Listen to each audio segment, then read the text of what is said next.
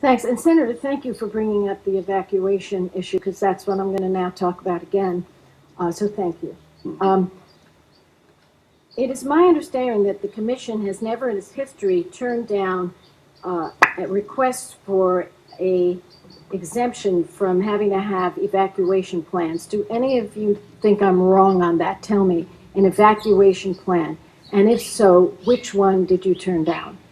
I'll have to take that for the record, Chairman. Okay, just know that we've exhausted the record and there isn't any. But you go ahead and let us know if I'm wrong. Anybody else have anything that knows that? Okay. So let's be clear about this, folks. This commission has a very easy record to access on that question. And there has never been a time when an operator was told that they had to keep an evacuation plan in place. And let me tell you again, that's your job, is to ensure safety. And let me say this to the chairman. Is this not your quote?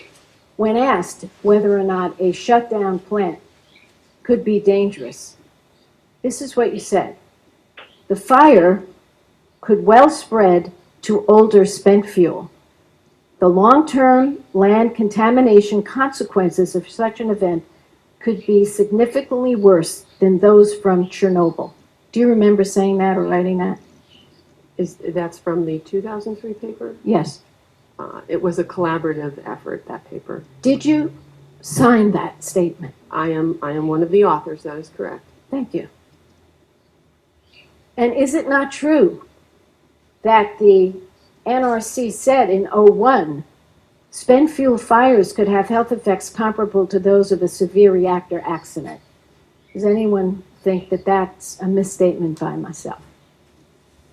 Okay, so let's just be clear. Anyone who says it's not serious because you've shut down if there's a fire doesn't know what they're talking about. Let's just be clear. Let's just be clear. Now, Senator Vitter, who interrupted me several times,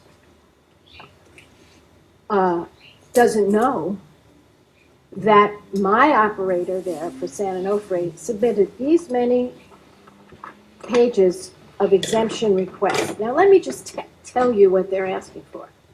The proposed exemption will allow the operator to discontinue off-site emergency planning activities. Senator Markey, would you join me right up here? I know you were presiding, and we appreciate your being here.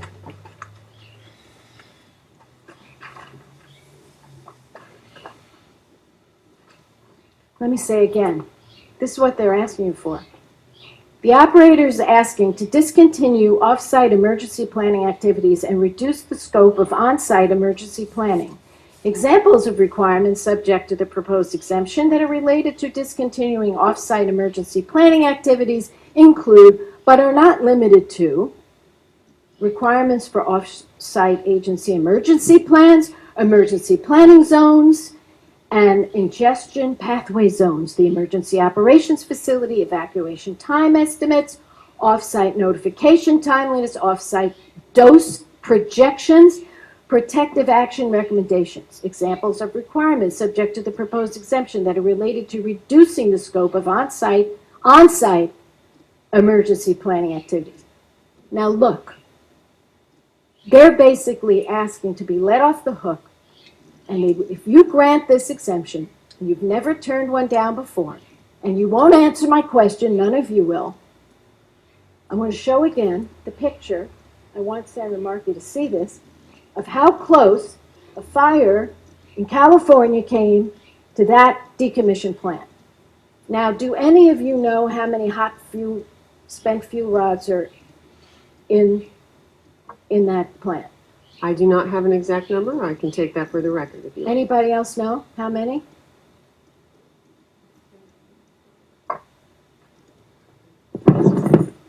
Just for the record, 2,600. Do you know what it was designed for? The original design or Yeah. after the re-racking had been done? If it was the original design and the open frame racks, probably about a quarter of that amount. 1,300. So this doesn't even go into other decommissioned plants. So anyone who says that a shutdown plant is not as dangerous has to just read what the chairman herself said, read what the NRC said. The consequences of an event could be significantly worse than those from Chernobyl. And I got to tell you, I represent those people, just like Senator Vitter represents his people and worries night and day about their safety from hurricanes and the rest. I worry about my people. And I'm not going to stop, because I can't get any one of you to commit to me that you will turn down this request for everything that they want to waive. And you've never turned it down before, and you won't answer the question. And that, yes, would you like to answer the question? If I just, for clarification. Yeah. This commission has not received any document or request for commission decision-making on this Well, topic. then you don't know your work, Just wanna because make it's sure March it's 20, finished. no, I'm sorry. This was sent to you on March 31st. So what happened to your record keeping here? People didn't give you this information? Madam Chairman, why doesn't Commissioner know about this? It's sent to the staff. It has not been brought up to the commission. How long do the staff sit on it before they let you know about it? As I said before, the staff, we have an established process, and the staff does a detailed technical analysis. We do not take these decisions lightly. We take them very When seriously. are you going to have the staff report, Madam Chairman? I do not know, but I can get that do not information know. for you. You do not know. Well, let me tell you, you better know, because I've got 8 million people that live within 50 miles of that site. I had a fire that came within half a mile of that site, and the operator had to evacuate the people inside. And now they don't want to have evacuation plans. This is a no-brainer. I'm sorry. You can sit there and say, we take it seriously? Really? Well, then let me just tell you, this facility sits on an earthquake zone, on a tsunami zone. You know it happens. You yourself wrote in a collaboration with other people that an accident here could be worse than Chernobyl. So all I'm saying is, March 31st, I got this. I think it would be nice if the commissioners got this, and as a matter of fact, I'm going to make sure that before the staff goes through it, the commissioners get this. Yes, sir. Yes, Senator, thanks for giving me a chance. Of course. I think we've all been aware that our staff has received the documents you're referring to. But as the chairman noted, it's in a staff process. I will tell you that I had a discussion within the last week with Mike Johnson, who I think is here, who has briefed me on the status of this and the fact it's working, and there's discussions with FEMA on these issues. So I want to assure you that this is working through our process, and we owe you a response as to when a decision could be expected. I will await that response, but I want to say again, to me, there's an urgency. And to you, there should be this isn't just any power plant.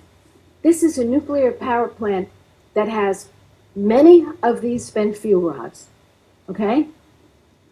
In an earthquake zone, a tsunami zone, and a fire came within half a mile.